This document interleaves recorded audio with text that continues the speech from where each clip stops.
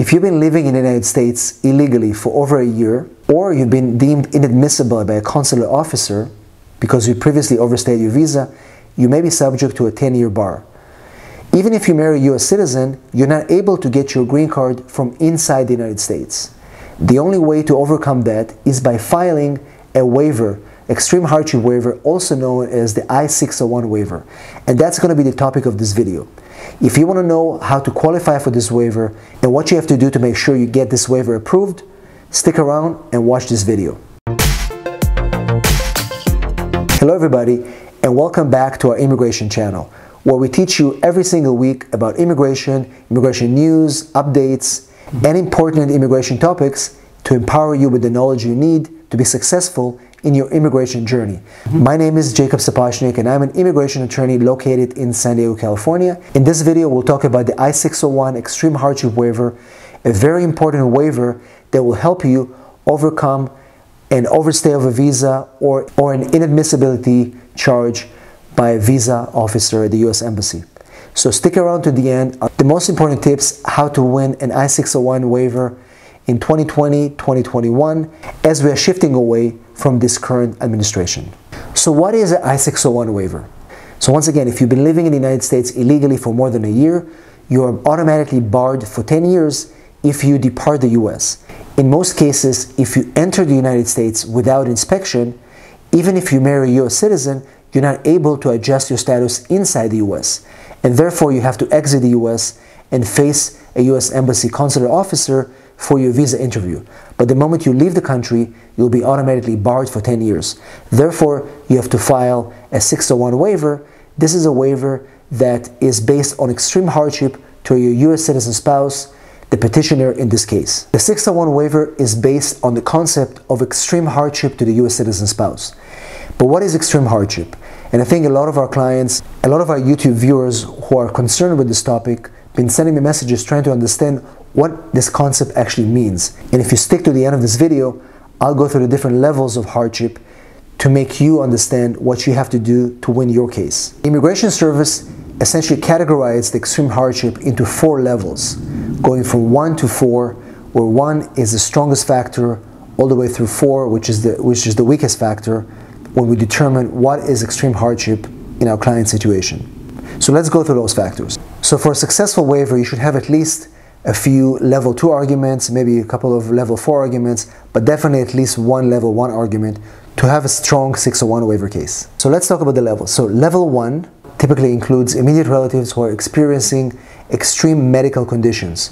These include treatment that cannot be obtained but only in the US, to the point where they cannot actually leave the US and travel to visit the immigrant. Also, sometimes level 1 hardship arguments can include information about the country of the immigrant, where there's maybe a state of war or an uprising, making it dangerous for the immigrant and the U.S. citizen relative to even be able to go visit or even live there. So once again, level 1 is extreme severe medical condition or any other extreme conditions that we can show the government that it's going to make it impossible for the U.S. citizen to move or live abroad. Level 2 arguments. These are economical factors, the impact of departure of the immigrant going back to his home country, whether the U.S. citizen relative is going to be able to find a job or be able to continue their career, and what's going to be the significant impact on them leaving, the need to leave the U.S., devastating their economical ability to sustain a family or life overseas. The USCIS is going to look at the standard of living, the reduction in standard of living, if there's a care for children, loss of education, if there are any children in the relationship, and things like that. Also, what they're looking for is whether the U.S. citizen spouse or relative will be able to adjust to a new country without being able to find a job or an opportunity to earn a living, and those can be demonstrated by country reports and things like that. So it's a really good and an important point that we always use when we do those waivers. Level 3 arguments, once again, are somehow connected to medical, but we focus more on the psychological impact of the separation, psychological impact of moving to a different country, maybe prior trauma that the qualifying relative suffered, that may be amplified by the possibility of leaving and uprooting themselves out of the US. These can be obtained by psychological report, evaluations, constant monitoring by a psychologist. And again, those are very common ways to show the extreme hardship by showing the mental, the psychological impact on the qualifying relative and the possibility of them needing to leave the US and living somewhere else. And again, at that point, we can also add country conditions to show that it's going to be virtually impossible for them to live there or adjust to the life.